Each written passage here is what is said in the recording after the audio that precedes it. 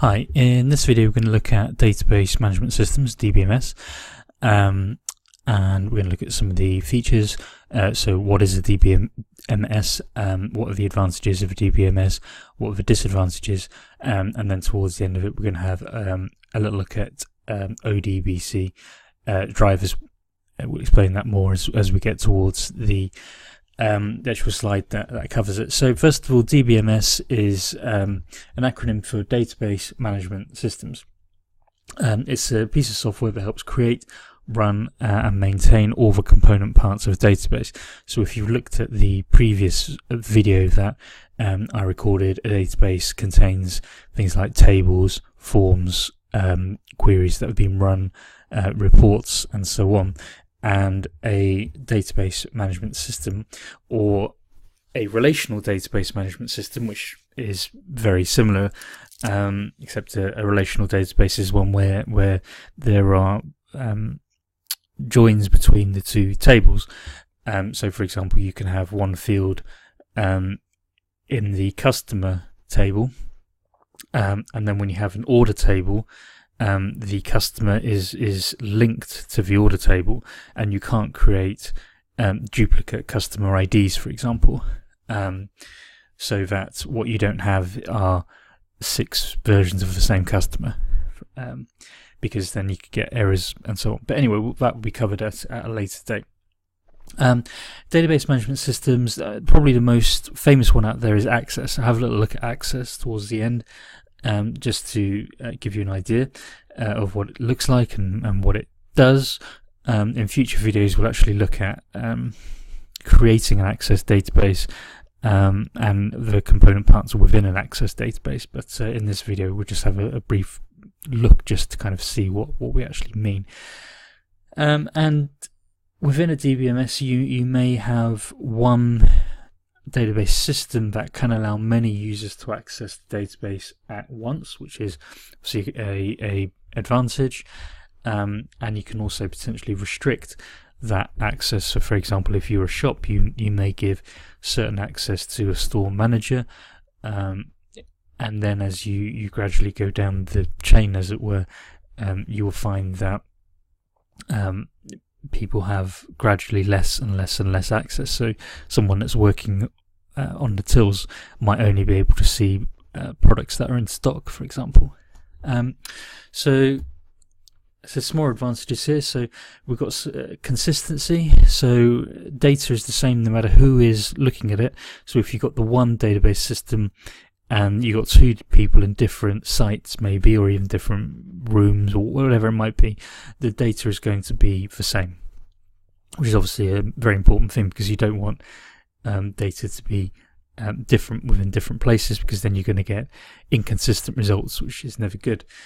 Easy to back up the DBMS because it's in the one place. So what you'll find is that companies, especially bigger companies, will have multiple backups over the course of the day, and you may do this to several different locations in more than one format. So you might decide to take a digital copy of something, and then you may decide to take, say for example, save it to a USB or a DVD disk, so you can take it away and store it off-site, because you never know what could happen to it. So you got security, so we touched on that within the previous slide. So you may have things like passwords on it, and then behind the, within each user's account, they may be able to access only a certain number of bits that's relevant to their job. So someone who is a store manager can access everything, whereas someone who works on the till may only be able to access 1 or 2 bits. Efficiency, so you would reduce data duplication as part of the normalization process. What you don't want, for example, is one customer to be stored 5 different times. I mean, if you take my name for an example, that could be spelled many different ways, and what you wouldn't want is that to happen within your database. You want the customer to be stored once, but you can use that customer's details many times. So one customer can have many orders attributed to it, but actually what you're not doing is duplicating that customer's details. Hopefully that kind of makes sense. You have data integrity, so the structure of a database may, I called it chance on there, change, but the applications using it will be the same. So the rules behind kind of being able to use the database management system will always be the same. So when we look at Access, the way it's used will always kind of be the same. When you could create different style of tables, but actually when you're using it, the applications that will use it will still be the same. And you've got customization, which is quite a big thing. So the interface can be custom to suit the needs of the end user.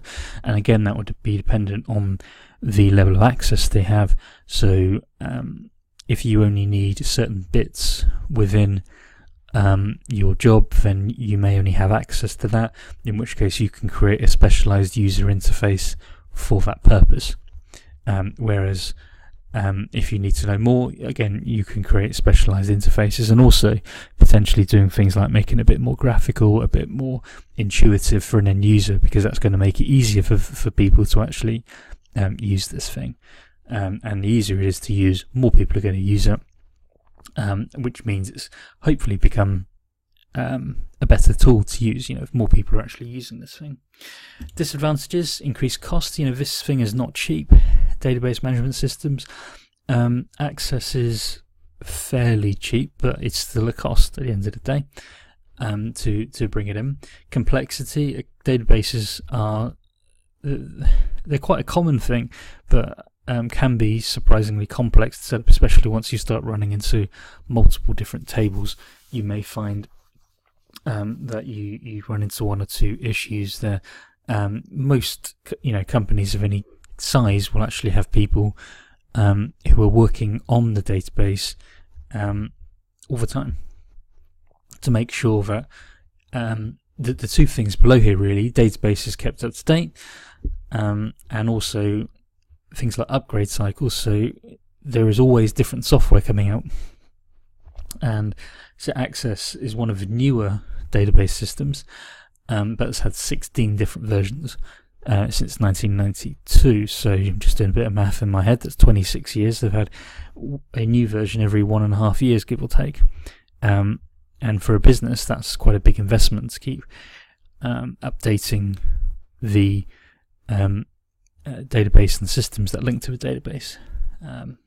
It's not that easy.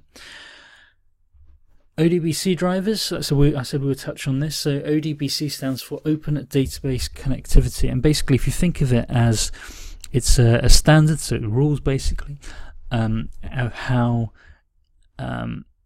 applications work with databases, so that when you get a request from the application, it uses ODBC drivers to go into the database and perform the request. So, let's say for example there are many types of website out there where you may be browsing the website and you make a request, which could be, for example, you do a search for a certain product, and then that then needs to get sent to a database to run basically a query and return it to the website. And actually what you may find is that there are lots of different programs and applications out there that can do this. So, for example, there's lots of different web browsers, and there's lots of different operating systems, and there's lots of different things that, sorry, I couldn't think of a better word than that, that could potentially come into play there. And when you do process that request using the application, it uses the ODBC drivers to actually interpret it and to be able to then query the data within the database without necessarily knowing all the interface to the database. So it could potentially work with Access or MySQL or whatever database you are working with. Anyway, let's just have a quick look at access. So as you can see, this is, I would say it's one I made earlier, but I'm not going to lie, this is one of Windows's this is one of Windows' default databases that you can download. And you can see here that within this one database, it's a student record. I said I didn't make it, it's one of the ones I've downloaded. And you can see that there are lots of different tables. Now this actually isn't a relational database, because when I opened it up here, you can see these are all the tables that are here. And you may try and link some of these together. So for example, you would have a student ID linked to, you would have these two linked together, because you wouldn't want, if there's only one student, that student attendance is going to be linked to. So that would be what we call a one-to-one data connection. So that is going to be something that could potentially happen. You've got queries down here. I'm not going to lie to you guys, I've not actually looked for one of these queries to see what they do. I mean, you can pretty well have a guess based on the name of them. I mean, that is something that you're going to need to get into the habit of when you're creating this stuff later on, is actually naming them suitably so that you actually know what's going on with them. You got some forms down here. So a form is typically where you enter something in, and then so if you go into like here, okay, you can see that this actually isn't particularly user friendly. You can type down the bottom here, but it's not that nice. Now if I I've not tried this yet, so this might not work. If we go into the forms, you can see that this box has popped up, so I wasn't expecting that, but you can enter these details in. This actually looks like it runs a query rather than entering the data into the database, but you kind of get the idea there that it's a lot nicer to look at than up here, or even the queries, because the queries themselves, I would be putting the stuff in here, and it doesn't look very nice really. You've got reports. These are things that are meant to be printed out, or maybe you can save them as PDF. Basically they're meant to be ultimately exported from the database, and you can use them for whatever situation you want. As you can see here, I've just double clicked on that, and you can see it's quite nice, and I can print that off if I want later on. So yeah, that's just a quick rundown of database management systems. See, when it comes to really kind of understanding it, the best way to try and understand it is by using this stuff, and it's not easy, but if you do keep using it, then you will get to know it eventually, and it will become much more easy to understand. But thank you for watching, and I will see you all again soon.